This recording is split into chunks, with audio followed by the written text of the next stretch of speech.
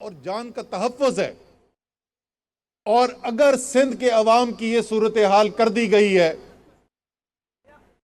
तो क्या वफाक को इसके अंदर कोई किरदार अदा करना चाहिए या नहीं करना चाहिए? मैं बिल्कुल खुल के बात कर रहा हूं यहां पर, क्योंकि जरा सा भी अगर हम सिंध के अवाम के लिए कोई काम करने की कोशिश करते हैं तो आगे से नारा यह बुलंद होता है 18वीं तरमीम का, सिंध के बाइख्तियार होने का।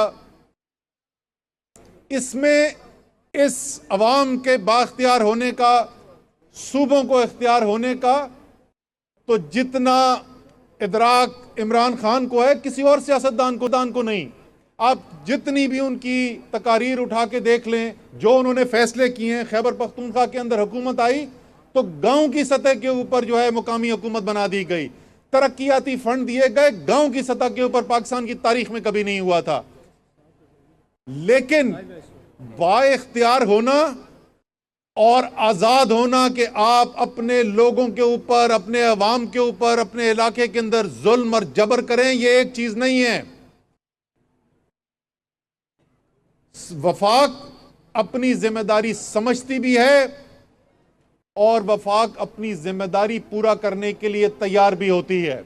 मैं छोटी सी मिसाल दूं, पिछले साल कोरोना की बीमारी आई, सेहत जो है वो 18वीं तरमीम के बाद सूबाई सब्जेक्ट है, सारे इख्तियारात सूबों के पास हैं।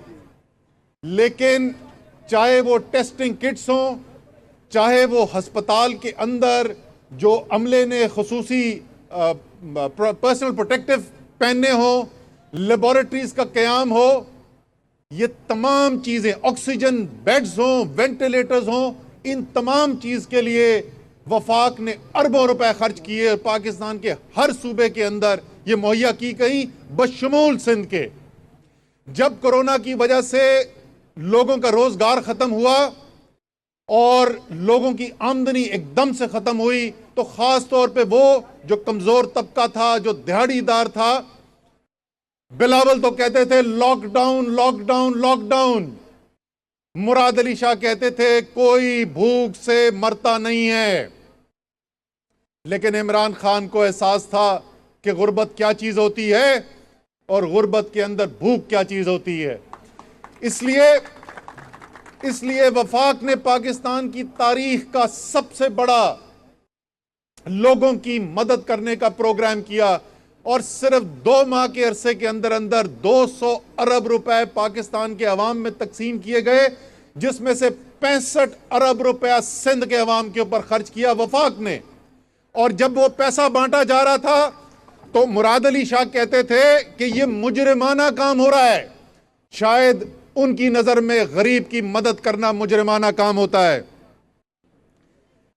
तो जब आपको आज की बात कर लें, अखबार भरा हुआ है, पहले उन्होंने प्रेस कॉन्फ्रेंस कर दी, वैक्सीन आ रही है, सिंध जो है वो वैक्सीन लेकर सबसे पहले करेगा।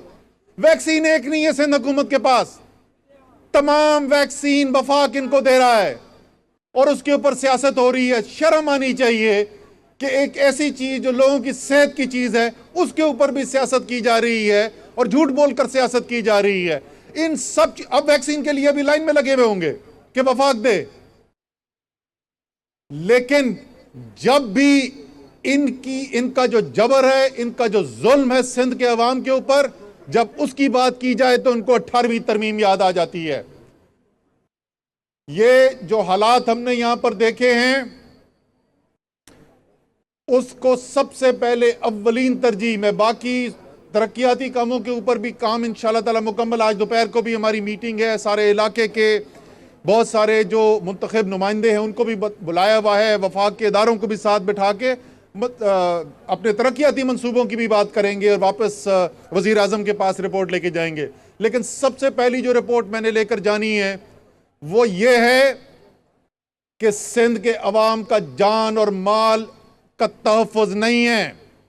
शिकारपुर के, जेकबाबाद के, घोटकी के अवाम, सक्खर के अवाम अपने आप को महफूज नहीं समझ रहे। और मैं वजीर आजम से दरख्वास्त करूंगा कि वजीर आजम आपको वफाक की तरफ से इसकी जिम्मेदारी लेनी पड़ेगी और यह ना परेशान हो जाना। अभी उन्होंने बोल देना ओहो जी गवर्नर राज लगने वाला है, कोई गवर्नर राज नहीं लगने वाला।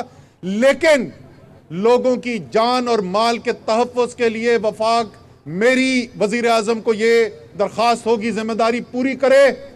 और अगर सिंध की पुलिस, IG और सिंध की हुकूमत ये तहफ़्फ़ुज़ नहीं फराम कर सक रही है, जिस तरीके से हम इनको कोरोना की टेस्टिंग की किट्स मुहैया करते हैं, जिस तरीके से हम अवाम के मुश्किल के अंदर सिंध के अवाम को बराह रास्त पैसा पहुंचाते हैं, जिस तरीके से इस हफ्ते हम इनको वैक्सीन देंगे, उनसे बोलो फिक्र ना करें, देंगे, क्योंकि सिंध के अवाम भी हमारे लिए उतने ही अजीज है जितने पाकिस्तान के किसी और इलाके के अवाम हो। सिंध भी हमारा है जैसे बाकी पाकिस्तान हमारा है।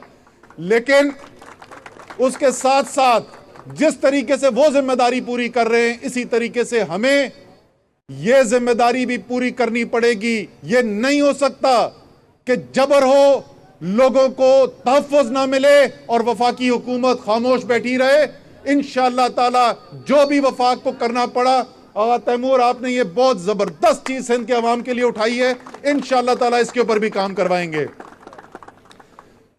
आखिर में मैं आपको यह भी बताता चलूं कि ये सारा, जैसे मैंने कहा, वज़ीर आज़म की हिदायत पे हम कर रहे हैं। उन्होंने कहा था कि ये जाकर सिंध के अंदर जो है ग्राउंड से जो है सब मालूमात इकट्ठी करो, ये वज़ीर आज़म तक पहुंचाएंगे और इंशाअल्लाह ताला जल्द वज़ीर आज़म को यहाँ पर लेकर भी आएंगे। हम ये जो अजला हैं इर्द गिर्द के, वहाँ के तमाम लोगों से मुलाकात भी हमने अरेंज करनी है ताकि खुद बराह रास्त वज़ीर आज़म उनकी बात भी सुन सके, तरक्याती मंसूबे जो हैं उनके बारे में भी बात कर सकें।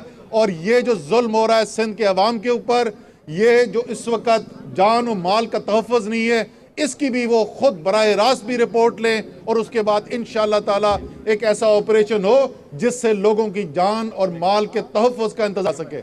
बहुत बहुत शुक्रिया जी। पाकिस्तान जिंदाबाद। वफाकी वज़ीर बराए मनसूबाबंदी असद उमर वर्कर्स कन्वेंशन से खिताब कर रहे थे। उन्होंने कहा हुकूमत कानून की बालादस्ती के लिए काम कर रही है, सिंध में अवाम के जान माल के तहफ़्फ़ुज़ के लिए कोई काम नहीं किया जा रहा। दूसरी जानिब लाहौर में यास्मीन राशिद की प्रेस कॉन्फ्रेंस जारी है। लोगों की करवाना चाह रही हूँ कि आपको जो ये गलत फहमियाँ सामने आ रही हैं, आप बिल्कुल ना सुनिएगा।